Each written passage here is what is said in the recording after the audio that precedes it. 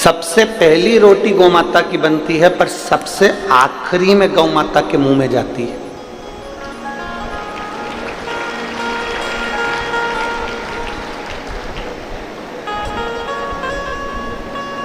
कोई कोई ऐसा होगा जिसके घर में पहली रोटी बनी और गाय के मुख में पहले ही चली गई, पर हम तो नहीं कह सकते। बोलो री जीजियों परतवाड़ा की, सत्य है कि गलत है? और मेरा विश्वास कहता है एक भी जीजी मेरी झूठ बोलने वाली नहीं है, वो सत्य ही बोलेगी कि पहली रोटी गाय की बनती है, पर महाराज जी वो रोटी सबसे पहले गाय के मुख में नहीं जाती है, डब्बे पर रखी रहती है, फिर धीरे धीरे घर का पूरा फैलारा उड़ जाता है, सब खाना खाकर चले जाते हैं, भोजन करके चले जाते हैं। तब दोपहर में या शाम के 3-4 बजे जब गाय आती है तब वो रोटी उसके मुख में जाती है। बनी कब थी? सबसे पहले। गई कब? सबसे आखिरी। अब वो रोटी में चींटी हो गई, पानी पड़ गया, थोड़ी कड़ली ठट हो गई, थोड़ी सूख गई, उस पे जो सब्जी या शक्कर या गुड़ रखा था वो भी चींटियों ने घेर लिया। आखिरी में वो गौ माता के मुख में गई। अब पहली रोटी ही अगर बनी थी और वो गाय माता के मुख में चली जाती तो पुण्य 4 गुना मिलता कि नहीं मिलता? बोलो, जम के बोलो जरा। मिलता ना। पर वो गौ माता के मुख में आखिरी में गई है। जैसे रोटी पहली बनी और आखिरी में गाय के मुख में गई, उसी तरह हमारा जीवन है। हम जब ताजी रोटी रहते हैं, छोटा बच्चा रहता है, तो कहते हैं अभी इसकी कोई पढ़ने की उम्र है, अभी कोई इसकी भगवान के भजन करने की उम्र है, अभी कोई इसकी कथा सुनने की उम्र है। हमने वो रोटी को धीरे धीरे सेक कर रख तो दिया, पर वो रोटी धीरे धीरे बढ़ते बढ़ते बढ़ते बढ़ते जब बुढ़ापा आता है, तब लोग कहते हैं कि मैंने बचपन तो गवा दिया, जवानी गवा दी, अधेड़ी गवा दी, पर जो आखिरी बुढ़ापा, तब लोगों के समझ में आता है कि अब मैं बुढ़ापे में भगवान का भजन करूंगी। तो भगवान भी कहता है जब रोटी ताजी थी तब मुझे दी नहीं, और आखिरी में जब ये रोटी पूरी सड़ गई तब तू ला जाकर मुझे दे रही है, तो वो किस काम? उस रोटी का मतलब क्या? और बचपन खेल में खोया, जवानी नींद भर सोया, और बुढ़ापा देख कर रोया, सिराने मौत हंसती है। बचपन खेल में खोया, जवानी नींद भर सोया, बुढ़ापा देख कर रोया, सिराने मौत हंसती है। अंत समय में जब बुढ़ापा आया तो मृत्यु भी तुम्हारे ऊपर हंस रही है कि बचपन गवा दिया, जवानी गवा दी, अधेड़ी गवा दी। रोटी ताजी थी, भगवान को नहीं दी। रोटी ताजी थी, परमात्मा को नहीं दी। शरीर अच्छा था, जब भगवान को नहीं दिया। और जब रोटी पूरी गल गई, शरीर पूरा बेकार हो गया, आंख से दिखाई नहीं दे, कान से सुनाई दे नहीं दे, मुंडा में सारा सोफा सेट निकल गया।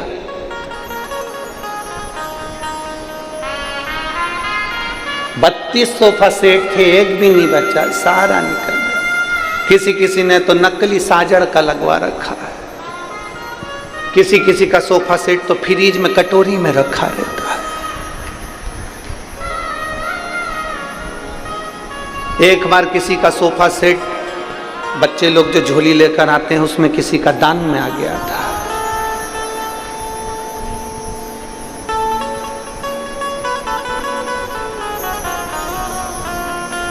जब घर जाकर वो खोला गया पोट, एक डब्बी, तब उसमें जो सोफा सेट निकला तो राघव बोले, कहने लगे पापा देखो तो सही, पहली बार किसी ने कुछ नया गिफ्ट दिया है। जो खोल के देखा तो उसमें पूरी 32 ही थी, पूरे दान। और बड़े बड़े विषय,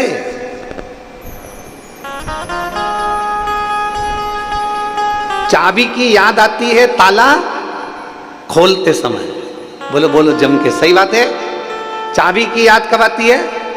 ताला खोलते समय, चश्मे की याद आती है अखबार किताब पढ़ते समय, दांत की याद आती है खाते समय, और भगवान की याद आती है मरते समय।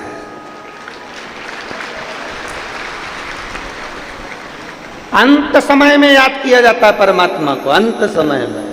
तो भी मेरा परमात्मा तुम्हें निभा लेता, तो भी कहता कोई बात नहीं, अंत समय प्रभु आना पड़ेगा और वचन दिया निभाना पड़ेगा।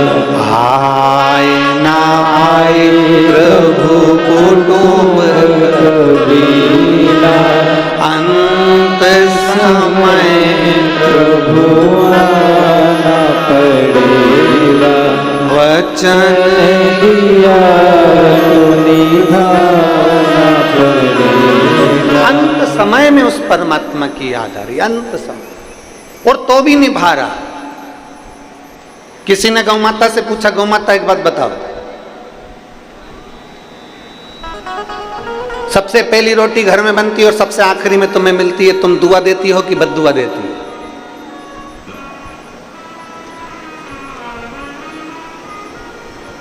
सब चाय पी लें, बहुएं सब चौके में बैठ के, रसोई घर में बैठ के चाय पी ले, और आखिरी में सास की याद आई और फिर चाय देखी आई।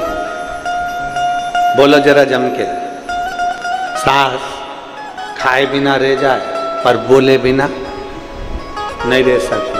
आखिरी में तो सास कही देती है, तुम ही ढसक लो।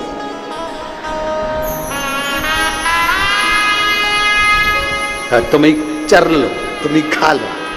अब याद आई मेरी याद आप कर रही हो। जब तुमने सबने चाय पी ली तब याद आई, तो वो तुरंत गर्म करके लाके मेरे को दे दी। सास अपशब्द कह सकती है, किसी को बहुत लेट अगर भोजन दिया जाए, सब खा लें उसके बाद दिया जाए, तो वो भी अपशब्द कह सकता है। पर गौ माता कहती है कि मुझे पहले बनी हुई रोटी आखिरी में भी मिलती है ना, तो भी गौ माता कहती है तो भी मैं, जो मुझे रोटी देता है, जो बनाता है, जिसकी कमाई से अन्न आया हुआ होता है, और जिसने जमीन में अन्न को बोया हुआ होता है, और जिस पसीने की कमाई से ये धन आया हुआ होता है, मैं पूरे परिवार को तार देती हूँ, पार लगा देती हूँ। वो गौ माता का,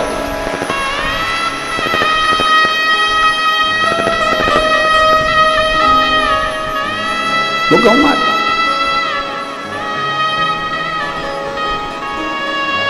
भले तुम बाद में दिए तो भी उसने कल्याण कर दिया।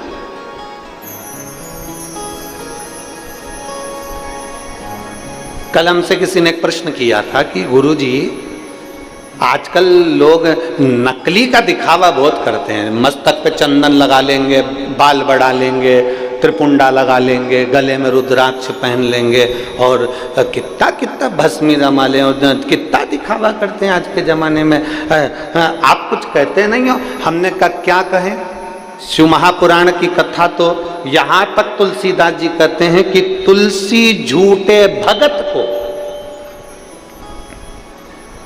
तुलसी झूठे भगत को मान रखत भगवान। तुलसीदास जी का चरित्र कहता है कि भले वो झूठा भगत हो, भले उसने झूठ का स्वांग रच रखा हो, भले वो लोग को दिखाने के लिए भगत जी बन गया हो, भले दुनिया के लोगों को दिखाने के लिए उसने चंदन लगा लिया हो, भले दुनिया के लोगों को दिखाने के लिए उसने माला पहन ली हो, भले दुनिया के लोगों को दिखाने के लिए वो झूठा भगत बन गया हो, इसके बाद भी मेरे शंकर भगवान भले झूठा भगत है, पर मेरा शंकर उसका कल्याण कर ही देता है।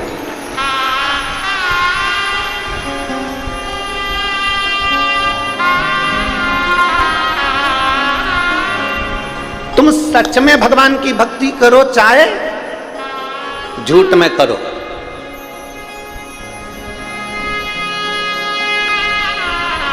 एक व्यक्ति था, वो रोज मंदिर में जाता और गीता जी का पूरा पाठ करके भगवान को सुना देता, पूरे अध्याय 18 के भगवान को सुना। गीता जी का पाठ करो, पूरे के पूरे पाठ करो।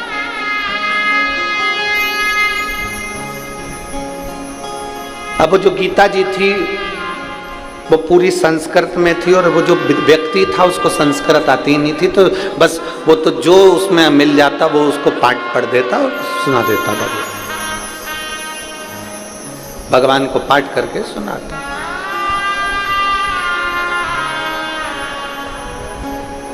अठारह साल हो गए उसको गीता जी का पाठ करते करते मंदिर के अंदर, परंतु उसकी जो संस्कृत में जो मंत्र बोलता था वो सब टूटे फूटे जो उससे बन जाता वैसे। 18 साल के हो गए पाठ करते करते। एक दिन मेरे भगवान उसके सामने प्रकट हुए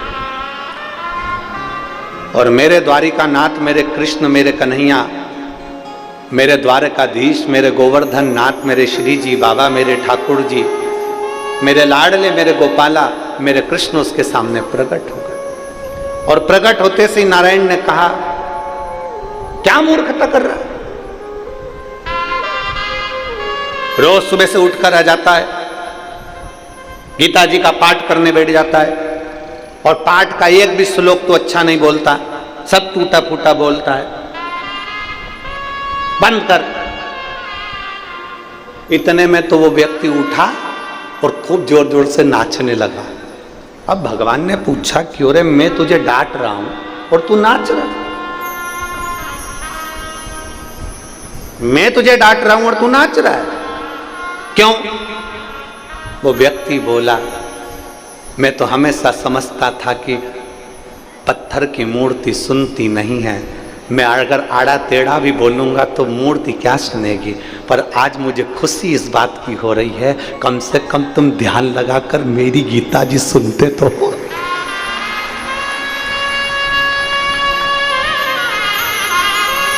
तुम ध्यान लगाकर मेरी गीता जी सुनते तो हो कि मैंने गलती क्या करी है, तुम ध्यान लगाकर सुन तो रहे हो कि मैंने क्या बोला।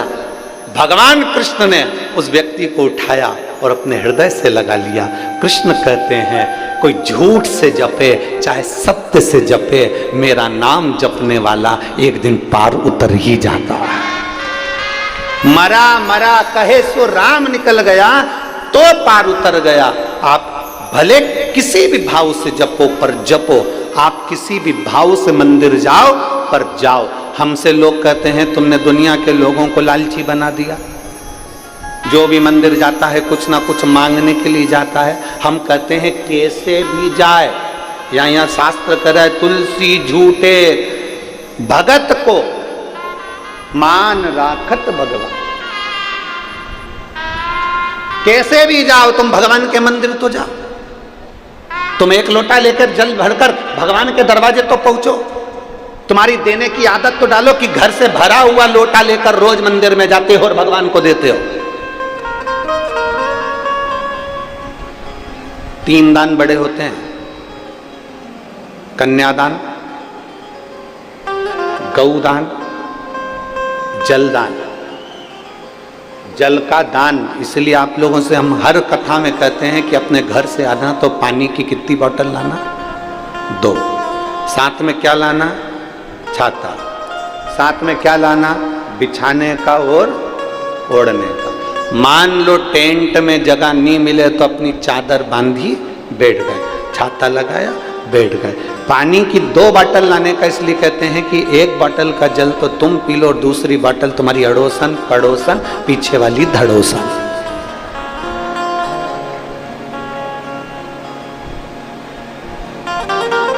कौन कौन जम के बोलो? अड़ोसन पड़ोसन पीछे वाली धड़ोसन। इनको वो पानी अगर प्यास लगे तो अपने घर से जो जल भर के लाए हो वो इनको दो।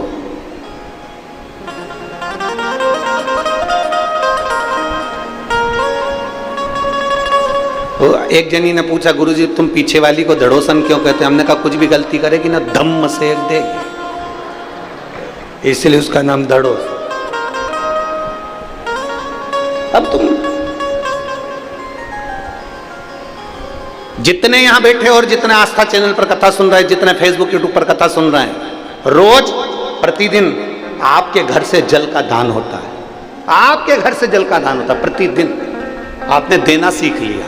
एक लोटा जल भरते हो और एक लोटा जल भरकर तुरंत शिव जी के मंदिर में जाकर समर्पित करते हो। तुमने देना सीख लिया। और जिसने संसार में देना सीख लिया, मेरे भोलेनाथ भी फिर उसको देना चालू कर देते हैं, फिर उसको रोकते नहीं।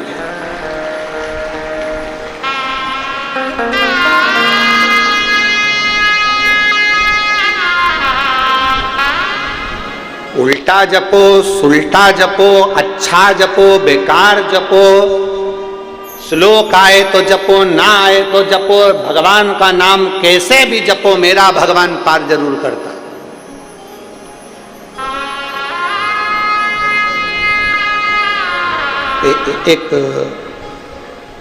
एक व्यक्ति शहर में ठाकुर जी का भगवान का दर्शन करने के लिए गया। भगवान के दर्शन करने,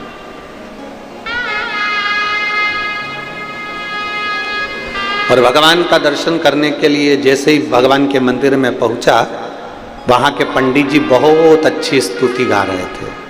वहां के पंडित जी बहुत सुंदर स्तुति गा रहे थे, बहुत सुंदर। पंडित जी बोल रहे थे,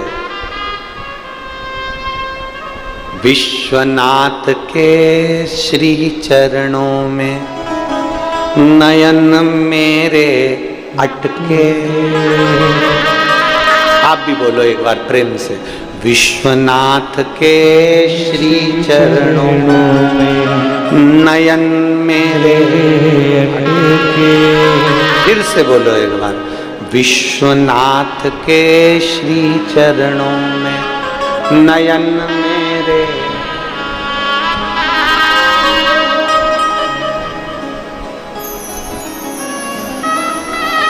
फिर से बोलो, विश्वनाथ के चरण कमल में नयन मेरे अटके। विश्वनाथ के चरण कमल में नयन मेरे अटके। उसने सुना, बड़ा अच्छा लगा, याद करके गांव में पहुंच गया। और जैसे ही अपने गांव में पहुंचा तो सारे गांव वालों से कहा, आज मैं लोटा भर के जल चढ़ाने जाऊंगा, ऐसी स्तुति सीख के आया हूं, सबको सुनाऊंगा। सब याद कर लेना हो। और जैसे ही लोटा भर के जल चढ़ा रहा था, सबको सुना सुना कर गा रहा था, विश्वनाथ के नयन कमल में चरण मेरे अटके। अब बोलना क्या था, विश्वनाथ के चरण कमल में नयन मेरे अटके। अब बोल क्या रहा है, विश्वनाथ के नयन कमल में चरण मेरे अटके। अब वो जल चढ़ाता जाए और सबको सुनाता जाए, विश्वनाथ के नयन कमल में चरण मेरे। बस 3-4 बार वो बोला, और जैसे उसने 3 बार ताली बजे, वो बोला बम बम बोले। जैसे ही बोला तो मैंने भोले सामने खड़े हो गए, शंकर भगवान सामने। ये घबरा के पीछे भाग गया, तुम कौन? शंकर भगवान बोले, मैं भोलेनाथ। इतने दिन से तो कभी नहीं आए। भगवान भोलेनाथ जी बोले, इतने दिन से मेरे नयन में चरण भी नहीं अटके थे, पहली बार अटके, इसलिए मैं भी आया। भक्त बोला, मैंने गलती कर दी। शंकर भगवान बोले, पूरी गलती। तुझे बोलना था चरण कमल में नयन अटके, तू बोल रहा नयन कमल में चरण अटके। अब मेरे नयन छोटे, तेरे चरण मोटे, अटकेंगे नहीं तो क्या होगा? प्रभु गलती हो गई, क्षमा कर दो। भगवान भोलेनाथ जी ने कहा, कर दिया, पर मेरा दर्शन हुआ है, मांग ले, तुझे क्या चाहिए? भक्त कहता है, जो मांगूंगा दे दोगे? भोलेनाथ जी कहने लगे, बड़ा प्रसन्न हूं, मांग ले, तुझे क्या चाहिए? भक्त कहता है, जो भी तुम्हारी उल्टी सुल्टी स्तुति करे उसको भी दर्शन दे देना, बस, और कुछ भी नहीं चाहिए। अब मांगू तो मांगू क्या?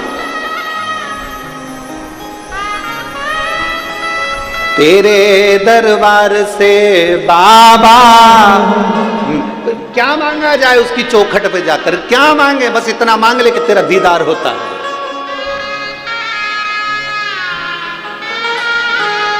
केवल तेरा दर्शन होता है, केवल तेरा।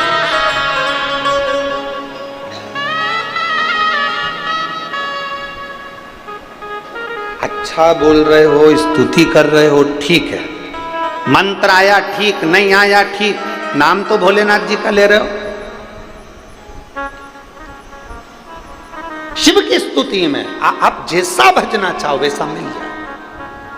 शंकर भगवान को आडंबर पसंद नहीं है। तुम्हारे दुनिया के लोग कितना भी आडंबर कर लें, 4 घंटे तक खूब जो आडंबर करना करो। एक साधारण सा भगत आता है, 1 लोटा जल लाता है, शिव जी को चढ़ाता है, बेलपत्री धोता है, वही बेलपत्री शिव जी को चढ़ा देता है, मंदिर की सफाई कर देता है, मंदिर का श्रृंगार कर देता है, उन्हीं चढ़े हुए फूल से ही भगवान को वापिस सजा देता है। वो अपने साथ फूल भी नहीं लाया, जो थे उसी को उठा लिया और वापिस भगवान का श्रृंगार कर दिया। इतने में तो भी मेरा शंकर प्रसन्न है। एक पत्र है,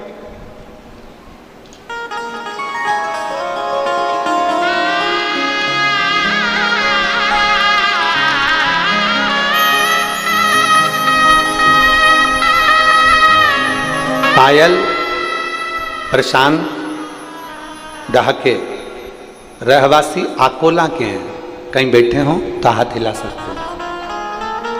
अगर कहीं बैठे हो, आप ही हैं। बच्चा आया है क्या साथ में? आया है, ले आओ, ले आओ। पायल प्रशांत डहाके रहवासी आकोला के हैं। मेरी शादी को 12 साल हो गए थे, मुझे संतान का कोई सुख नहीं था। जिन डॉक्टरों को दिखाने के लिए जाते थे वो डॉक्टर कहते थे कि तुम्हारे यहाँ संतान का सुख नहीं है। बहुत इलाज करवाया, आखिरी में इलाज करवा कर थक गए तो परिवार वाले भी अपशब्द कहने लगे। कोई कुछ कहता था, कोई कुछ कहता था। एक बार केवल मोबाइल पर कथा सुनते सुनते आपके आंकड़े की जड़ का बांधने का प्रयोग मैंने करा। गुरुजी, दुनिया के लोग आपको ताना भी देते हैं, गाली भी देते हैं, अपशब्द भी कहते हैं, आड़े टेढ़ा भी बोलते हैं, पर सत्य बताएं ना गुरुजी, शिव महापुराण की कथा कोई साधारण नहीं है। हम आपके मुख से श्रवण करते हैं, ऐसा लगता है शंकर हमको कथा सुना रहा है और हम उसको सुन रहे हैं। गुरुदेव, सफेद आंकड़े की जड़ का प्रयोग मात्र 5 मिनट का श्रवण करा और वो उपाय मैंने करा। आकोला में आपकी कथा थी, आप कहते हो कि पंडाल में बैठकर कथा सुनना चाहिए। मैंने पंडाल में बैठकर कथा सुनी और बाबा ने ऐसी कृपा करी गुरुदेव, जिन डॉक्टरों ने मना कर दिया था कि तेरे यहाँ संतान नहीं होगी, 12 वर्ष तक हमने हर डॉक्टर का इलाज करवाया, कोई ऐसा शहर नहीं छोड़ा जहाँ इलाज ना करवाया। बाबा की कृपा से, शंकर भगवान की दया से मेरे यहाँ पर बाबा की कृपा से संतान की प्राप्ति हुई और मेरे घर में भगवान भोलेनाथ ने उनके जैसा ही बेटा दे दिया। मैं बाबा को धन्यवाद देने के लिए आई हूँ।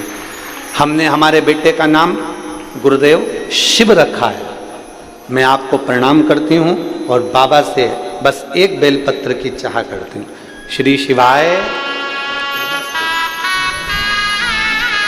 शिव तत्व की प्राप्ति और घड़ी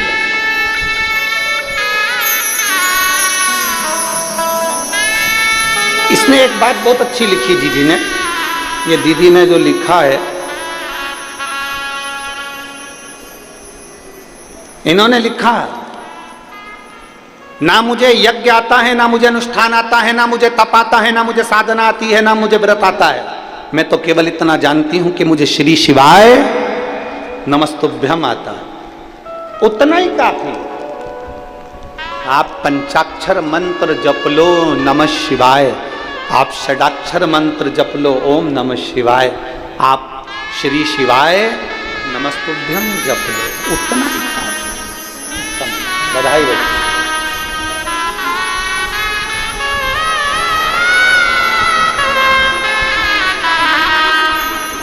बाबा की शंभो।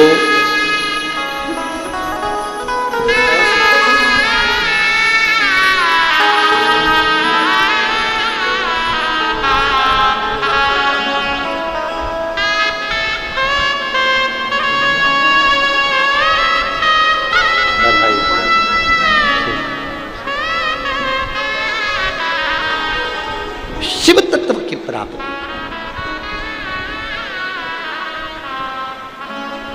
और जब तक शंकर कृपा आपको कोई साधना की बहुत बहुत देर तक नेत्र बंद कर कर बैठ गए, जप रहे हो, साधना कर रहे हैं, बहुत घंटों तक बैठे हुए हैं और मन स्थिर नहीं है, भोलेनाथ नहीं मिल सकता। शिव महापुराण की कथा तो केवल इतना कहती है कि एक लोटा जल भी चढ़ाओ ना तो तुम्हारे मन को, जब तक जल चढ़े तब तक तुम्हारा चित्त मेरे बाबा में होना चाहिए, उतनी देर का जप भी तुमको पार कर सकता है।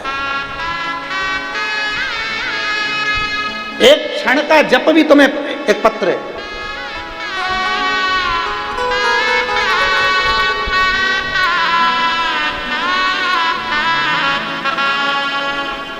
मेरा नाम संगीता आकुलकर है, कहीं बैठी हो संगीता जी आकुलकर,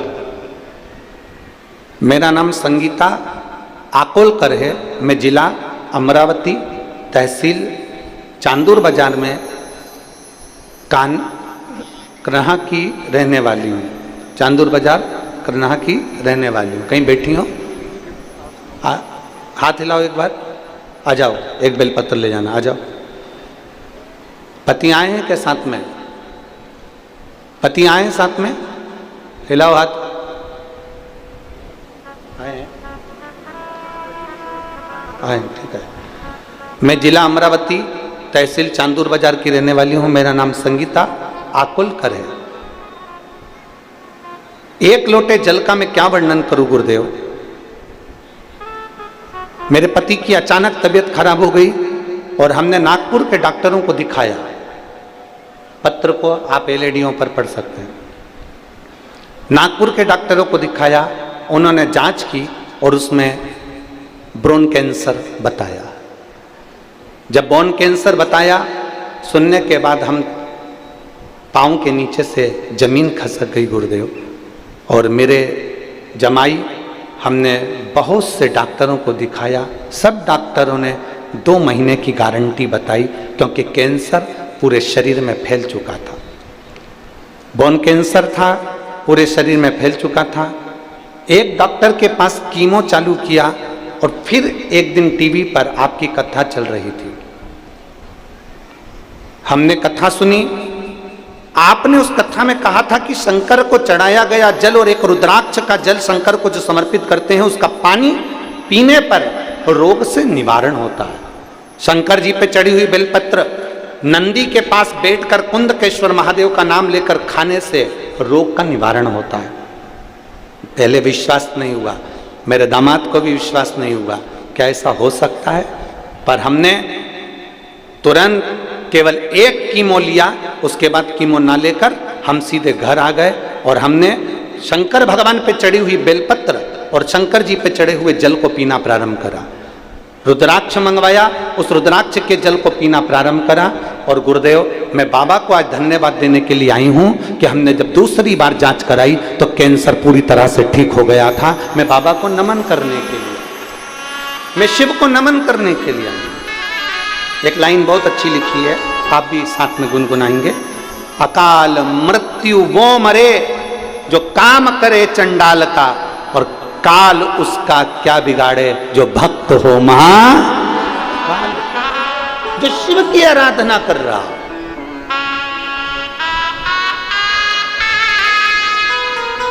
जो शंकर की भक्ति में अलमस्त होकर डूबा हुआ,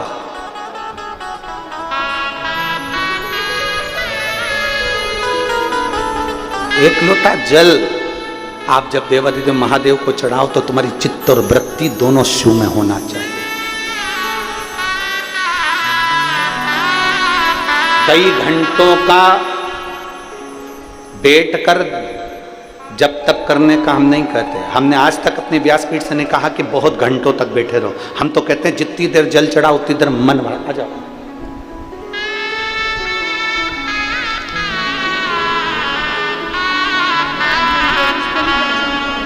बोला आ जाओ। अब ठीक है पति, एक उनको देना,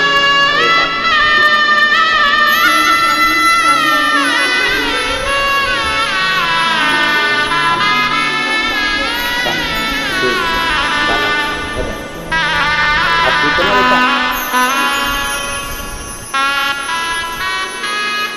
और खाली ना जाता कोई दर से तुम्हारे, खाली ना जाता कोई दर से तुम्हारे। मैं भी खड़ी हूँ नंदी बाहे पसारे, अपने हृदय से लगा लो गिरा जा रहा हो, उठा लो। अब बहुत घंटों तक भगवान के पास नहीं बैठना है हमको, केवल जब जल चढ़ा रहे हों एक क्षण की चित्तवृत्ति शिव से जोड़ लें। एक क्षण बस हमारा शंकर का हो, शंकर हमारा। पहले की शादियों का स्मरण करेंगे हम, ये बात पहले भी बोल चुके हैं। पुराने समय की शादी और आज की शादी में अंतर है। आज के ज़माने में लड़के को लड़की दिखाई जाती है, लड़की को लड़का दिखाया जाता है, होटल में मिलाया जाता है, बात पक्की करी जाती है, फिर रात्रि को 9 बजे से लेकर 2:30 बजे तक फोन पे बात चल। बोलो सही है? अरे बोलो तो ठीक है। 2-3 महीना कम से कम बात चलती है, दोनों एक साथ घूमने भी जाते हैं। फिर आजकल तो वो कौन सी है कि वो हो गई है भगवान, जिसमें फोटो खिंचवाते हैं बहुत सारे, प्री वेडिंग, फिर उसमें भी मिलते जुलते हैं। इतने फोटो खींचे ढेर सारे, 2:30 बजे तक लगे रहे, 2:30 बजे तक लगे रहे और 2.5 साल निकले।